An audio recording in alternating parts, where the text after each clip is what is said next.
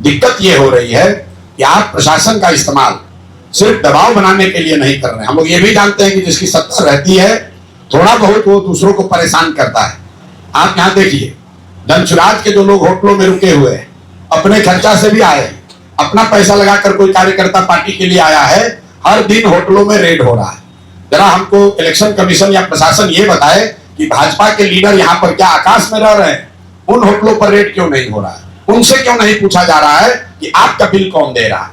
जो भाजपा के इतने लोग आए हैं, उनके रहने का, खाने का, उनके अमले का पैसा कौन दे रहा है?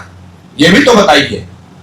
लेकिन सबसे आगे जो कल घटना हुई है, पटना के डीएम ने जो ऑफिशियल ट्वीट करके ये फिर से वही घिनौना काम जो नवंबर 2025 में हुआ कि वोटरों के जागरूकता के नाम पर जो सरकार के हाफ पेड एम्प्लॉई हैं, जीविका दीदियां हैं, उनके जरिए फिर से महिलाओं तक पहुंच के उनको ये बताना कि अगर आप एनडीए को, भाजपा को वोट नहीं देंगे तो सरकारी सुविधाएं, आपका अनाज, आपका पेंशन, ये सब बंद कर दिया जाएगा।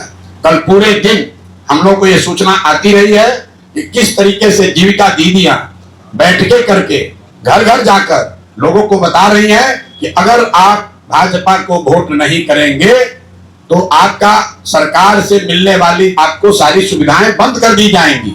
और ये तब हुआ है जब डीएम ने अपने ऑफिशियल हैंडल से ये ट्वीट किया है कि जीविका की दीदियां यहां पर, और सिर्फ पटना की नहीं, पटना के इर्द गिर्द के कई इलाकों से जीविका दीदियों को यहां लगाया गया है और उनको ये जिम्मा दिया गया है कि घर घर वो जाएं और महिलाओं के बीच में बैठकर जागरूकता के नाम पर भाजपा के लिए वोट मांगे, उनको लालच दें, उनको डराएं। तो मैं इलेक्शन कमीशन से, हम लोग के साथी 2 बार मिले हैं, आज हम लोग फिर ऑब्जर्वर से मिलेंगे।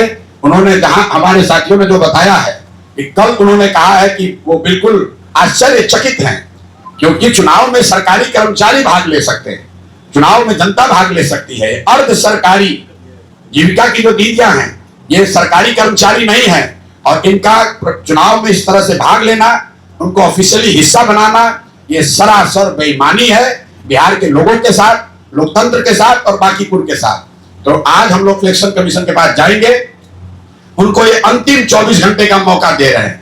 अगर कल तक जीविका की दीदियों को पूरे इलेक्शन के प्रक्रिया से अलग नहीं किया गया तो कल हम लोग खुद, पार्टी के सब लोग इंक्लूडिंग माई सेल्फ, हम लोग कल इलेक्शन कमीशन के सामने धरने पर बैठेंगे। ये हम लोग बर्दाश्त नहीं करने वाले हैं कि फिर वही कीजिए जो आपने नवंबर 2025 में किया। इलेक्शन कमीशन ये समझता है, यहाँ के पदाधिकारी ये समझते हैं कि डेलीगेशन आएगा, नोटिस देंगे, हम उसको इग्नोर कर देंगे, चुनाव जीत जाएंगे और फिर उसके बाद कहेंगे देखिए जनता हमारे पक्ष में है।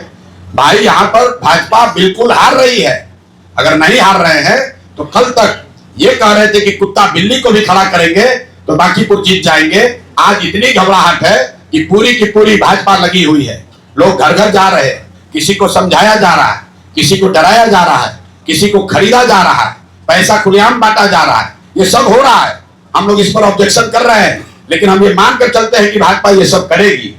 लेकिन जिस तरीके से सरकारी कर्मचारियों का इस्तेमाल आप कर रहे हैं, जीविका की दीदियों को, हजारों दीदियों को लगाकर, चूंकि ये महिलाएं ये माध्यम है कई सरकारी योजनाओं को महिलाओं से कनेक्ट करने के लिए, ये जब जाकर कहती हैं कि आप वोट नहीं दीजिएगा तो आपको अनाज मिलना बंद हो जाएगा, वोट नहीं दीजिएगा तो आपको पेंशन मिलना बंद हो जाएगा, ये सरासर बेईमानी है।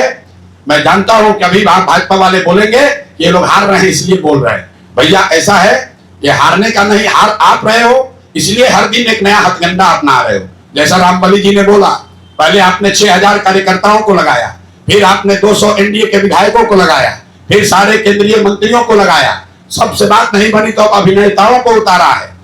किसी से बात नहीं बन रही है तो कल आपने जीविका दीदियों को उतारा है।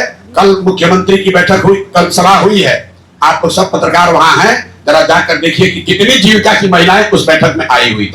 पूरे इलाके से सरकारी खर्चे पर जीविका की महिलाओं को बस में भर के बाज़ाब्ता टारगेट देकर कल सभा की गई है। यहां तक भी चलिए मंजूर है।